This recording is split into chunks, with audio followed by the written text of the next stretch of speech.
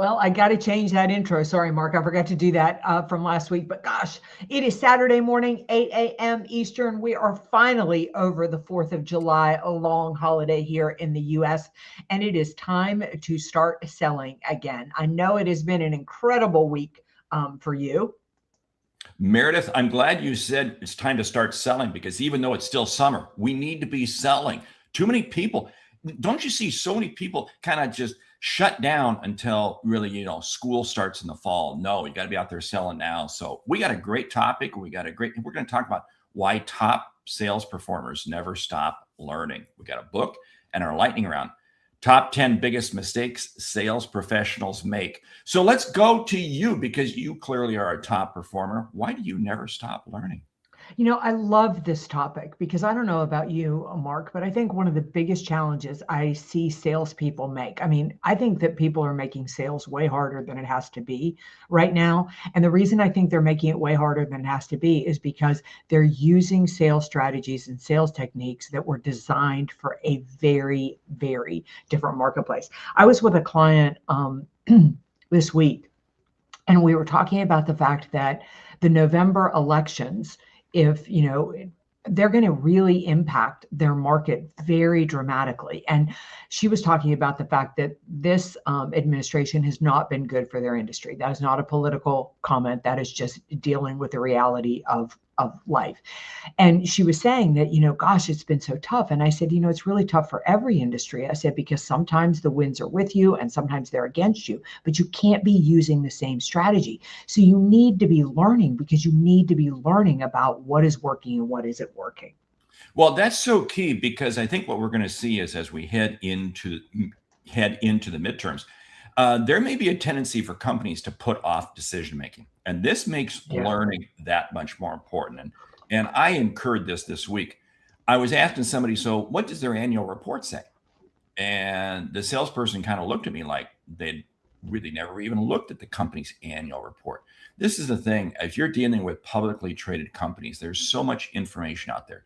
You've got to digest it on a regular basis, because that's going to help you get a leg up in terms of how might they respond when things go unstable. And the thing that I'm looking for in annual reports, what are the risks? What are the risks that the company is identifying? Hone in on those, because that's going to give you a real strong indication as to where to go. Yeah, I also think that you need to really focus on learning and educating right now, because the buyer is so much more educated. And the worst thing that could happen to you in a call is that you go into that call and they know more than you do, either about your product or service, or they know more than you do about what's happening in the industry, or they know more than you do about the economy. So I think that's important too. When Mark and I are talking about learning, we're talking about sales skills. You need to understand from top performers what skills are working right now, what skills aren't working right now. You need to really educate yourself about the company, like Mark said.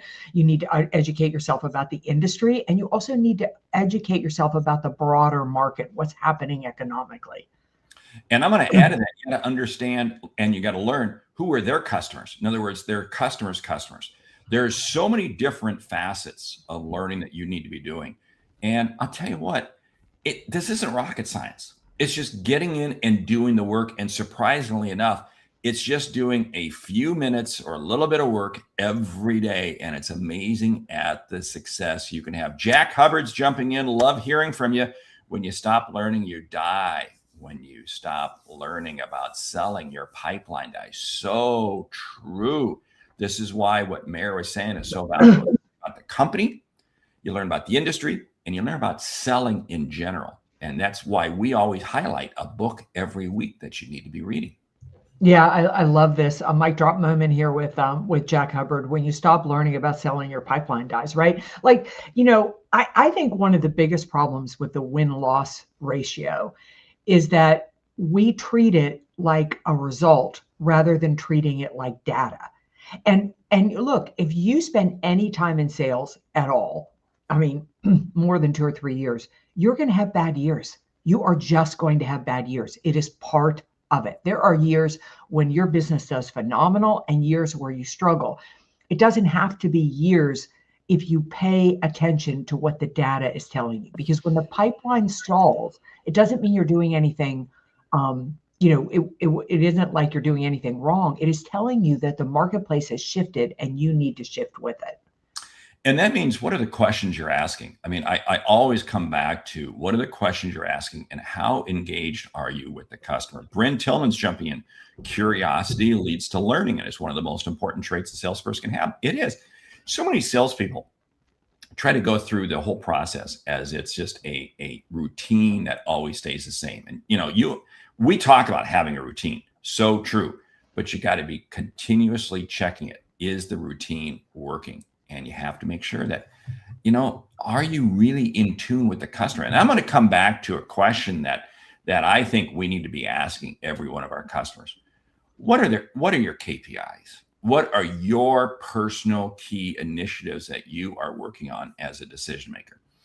We can't leave that element out. That is one of the key learning pieces that I think every salesperson should dive in on. Yeah. Thank you, Dr. Will Moreland. We're so glad you're here. Always great content. Thank you. And I'm going to pop Terry Brock right here because I think this is one of the greatest places we need to be learning. I mean, if you don't know Terry Brock, you need to be following him for all of your AI and technology needs. But that's a place where salespeople really need to keep learning. The tools are changing constantly. Terry popped a tool on here last week that Mark and I were both like, whoa, I don't know anything about that one. And you need to go learn it. So that's another place is that, I was talking to a company the other day. Terry, you may want to cover your ears for this, but they said they're not allowed to use AI in the business right now. And I thought, wow, you are going to be so far behind by the time the company finally catches up. That is amazing that a company would say that. Now, if I'm a salesperson working for them, I'm going to say, fine, maybe the company, I'm still going to use it personally. In other words, this is one of the challenges that I think separates great salespeople from them. Great salespeople make learning their own personal responsibility. Yes. It's not what the company's doing, but they are doing it. They're going out, they're buying the books, they're getting the courses, they're doing whatever it needs to help their skills. Because your selling skills are your personal skills. They're transportable. They don't belong to the company. They belong to you. Yes. Yeah. Mark, do we have a question this week? Oh, we do. A question comes to us from Cynthia in Tanzania. She says, I've been in sales for 12 years. I want to stop right there. Tanzania. You're probably going to sit there and say, why? Well, hey, sales is a global profession. It is global. Never stop and think that you are the only one in the business. But anyway, she says, I have to say that I'm a rock star and I want to stay at the top of my game. What do I need to know? Where do I need to focus? How do I keep growing my edge? Oh, I love that question. She wants to keep pushing. So what are some things you think she should be doing? I've got a couple ideas, but go ahead and jump in. Yeah, I think number one is you need to really start debriefing every sales call. I think this is something we as salespeople really get away from.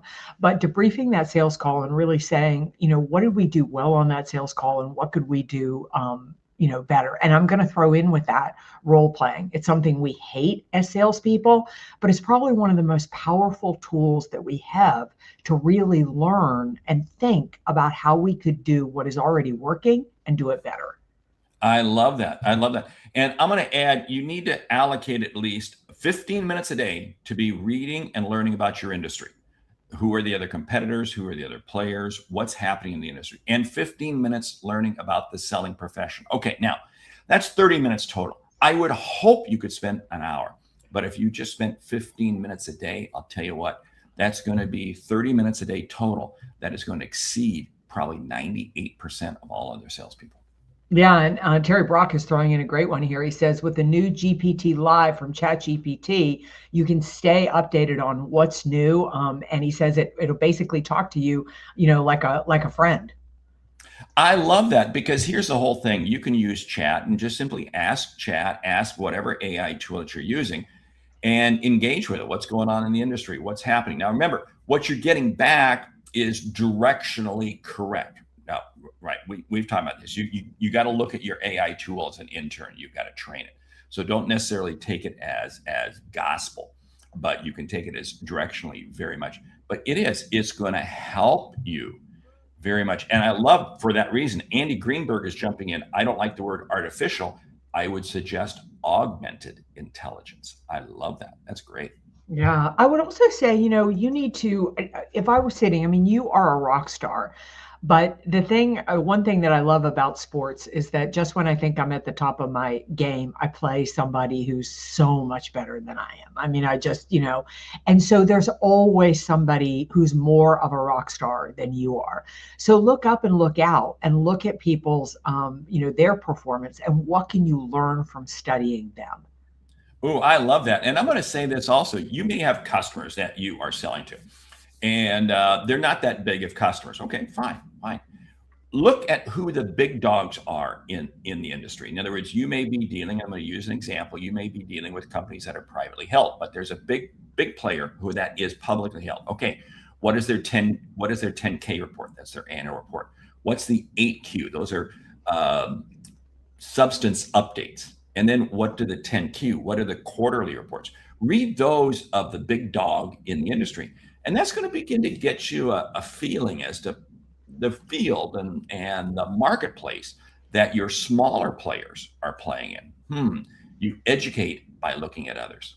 Yeah, I really want to say too that, if you want to continue learning, you need to spend time at least on a monthly basis engaging and talking to your existing customers.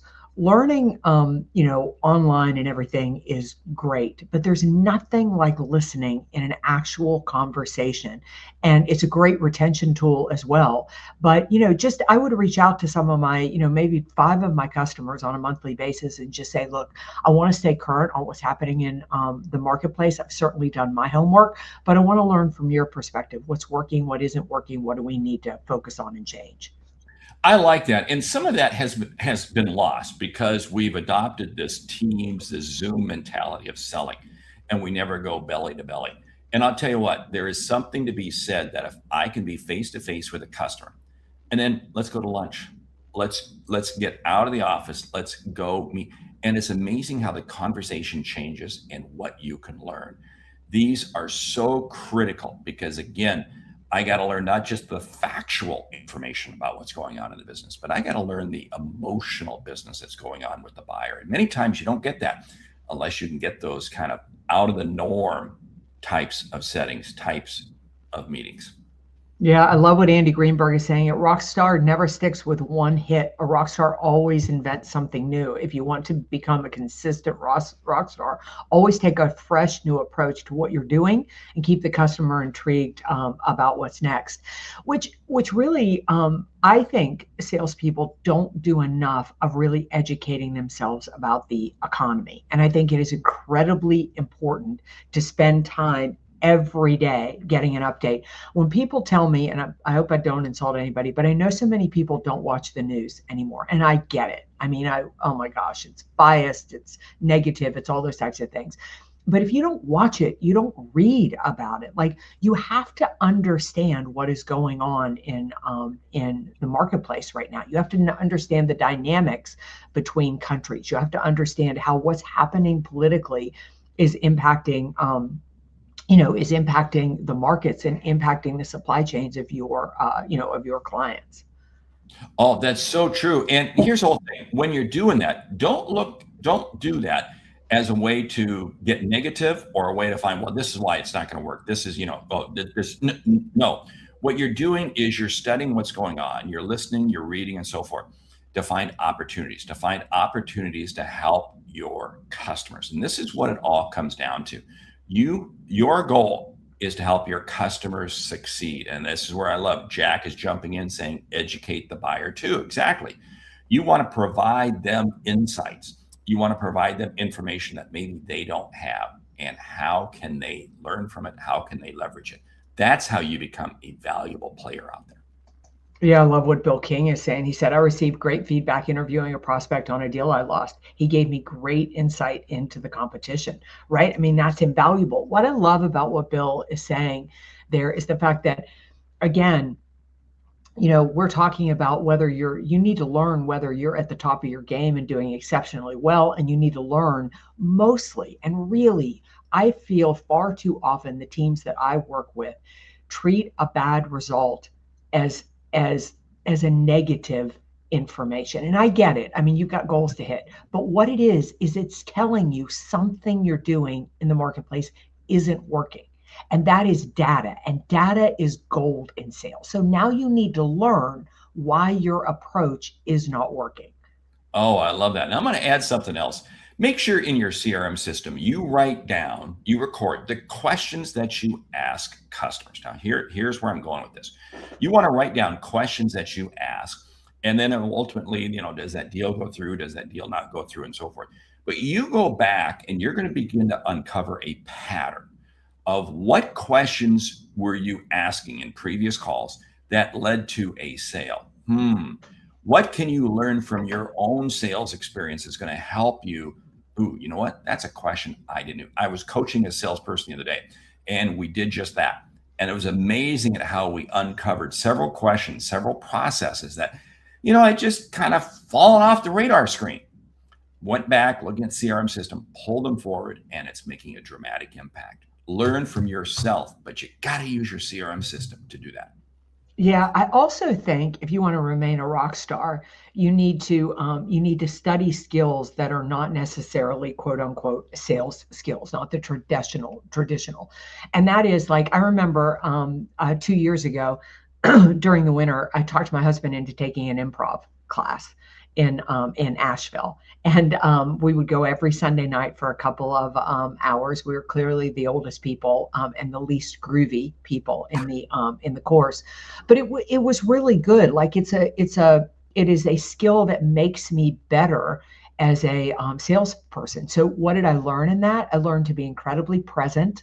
I learned to really think very quickly on my feet, and I really learned to hone my listening skills, all of which are incredibly important for sales. So maybe you take a class on psychology or neuroscience. Maybe you take a class on storytelling. But whatever it is, you need to look at those skills that, maybe you need something on, relationship building or reading people's personality styles. But those skills that can help you outside of the sales arena. Oh, I love that. And you can learn from others. It's funny because my wife and I right now, we're kind of geeking out on Netflix. There are various shows on past presidents. Yeah. And they're really quite good. And it's interesting, but we were watching one the other day on Teddy Roosevelt. And you learn what were some of the leadership skills that Teddy Roosevelt had. How can that apply? So again, we can go to school and learn from others who have gone before us. And again, but this is getting outside your norm. And again, great salespeople, great leaders do just that. You got to get outside the norm. Yes, love it. Yeah, way outside the norm. And I think I also think like taking a little bit of inventory when I think about our question this week, like what are, when you look and you analyze your own sales performance or get your sales coach to analyze your own sales performance, what do you, where are you strong, but identify one or two skills that you really need improvement on, one or two skills that would really help you this year. And then deep dive in on those skills. Maybe you just choose one and deep dive in on that. See, that's a great strategy rather than just trying to be across the surface. Just, no, you dive deep. You dive deep into one or two very specific things at a time. Hey, Jack Hubbard, very much agree with you. The new book by Scott Gillum, The Hidden Buyer Journey. It's excellent. Just came out. Grab a copy of it. We need to have that as the book feature some week. But you're right. Yeah. See, this whole thing, there is learning out there. But salespeople, you got to take advantage of it. You can't sit there and say, oh, I'm just going to watch TikTok videos. No, that's not going to happen. You've got to get in. You've got to go. Yeah. Terry Brock, great idea to learn more about improv. This helps us be more creative and stay in the moment. Great tools for improving sales by listening to process customers in the moment. Thanks for sharing this. Yeah, I've got to tell you, Terry, we never laughed so hard as doing that. We had such a good time. In fact, we may go back for round two this winter. But what it does is, the more that you can do, I think one of the challenges of being a rock star is you get comfortable. And the moment that you're comfortable, you're not learning. You need to be doing things that scare you all the time. Last night, I had I had a tennis match, and I was way over my head. It was mixed doubles. I was not playing with my husband, and the two guys were just unfreaking believable.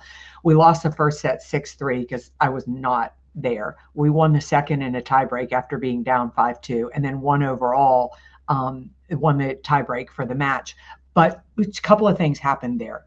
Number one was I was so pushed out of my comfort zone. I was playing tennis at a level that I'm not skilled to play level was. The second is the confidence I felt. Even if I wouldn't have won the match, it didn't matter. I couldn't believe we got to a set, to a match tiebreak. And so that combination of putting that all together is really powerful. And understand that learning is a journey. This isn't about me becoming the best salesperson ever. This isn't about me doing more business than Mark. It is, am I getting progressively better every week at what I do and how I do it? Like, so don't compare yourself. If you're not the rock star, just get better. That's good. I love that. You're using confidence to grow yourself. So it's a little bit of uncertainty, but you're confident that you're going to get to the next level. It's not using confidence to become arrogant. And that's the big, big difference. Wow. Unbelievable. Wow. Time is ripping along. We got to get to the book, right? Yes. The book, The Permission Mission by Dr. McGovern. Excellent book. Just got my copy a couple of weeks ago. Love it. Dive into it, because again, this whole thing, we give you a book every week. Are we expecting you to read every book every week? I would hope so, but okay, if you don't, at least read one or two of the books that we put out every so often, please, because it's how you're going to grow. Any comments on Cindy's book? Yeah, I think Cindy did a great job. I think Cindy did a great job with this book. I think it is well worth the read. But I want to talk about one other thing, just because you mentioned that Netflix series, and so I joined our country club. I joined our book club this year, and the reason I joined the book club is because they're celebrating 250 years of America. So every book we read is about history, and I think reading about history is one of the most powerful ways that you can learn. You really learn the grit that it took people through, as Mark said, the leadership skills that they had. You can learn a lot about sales when you learn about what like George Washington had to do to sell to Congress to get more money for the troops. I mean, it's really, you can learn so much from that. I think it's also really motivating because there's been so much failure in history, and the difference between people who succeeded and people who didn't is they stood back up. And so I think that's a great, what you brought up is such a great point. Love it. You just keep going. Okay, you ready for the light? I am. Top 10 biggest mistakes sales professionals make. Go. Okay, do we have to limit this to 10? Wow. Number one, talking more than listening, thinking they need to fill the sales call up. Wow. Making assumptions.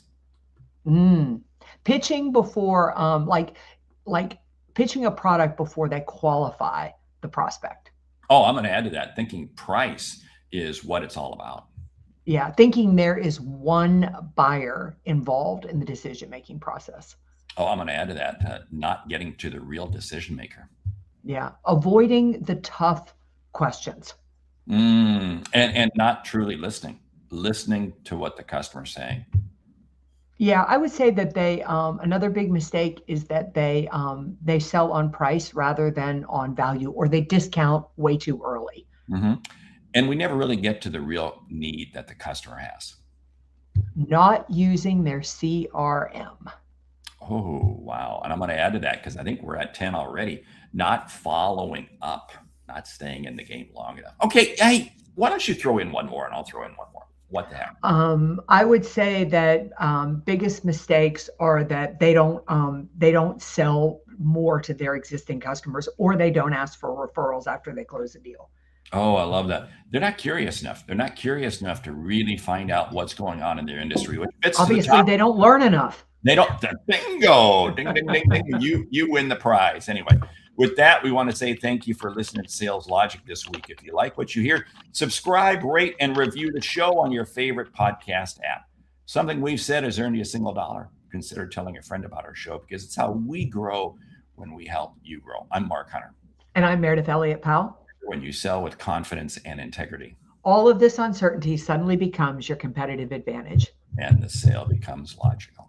All right, two things before we go. Three things. Number one, you're an amazing audience. God, I love the comment. You add so much to this show. Thank you so much. It's so valuable for people who are listening to this on the download. Number two, Mark and I will be coming to you live next week from we'll be together in Austin, Texas. And number three, remember to stay tuned, because you're going to be getting more information about how you can get a backstage pass to Sales Logic. All right, have an amazing week. Go close a deal and learn something, and we'll see you all back here next week.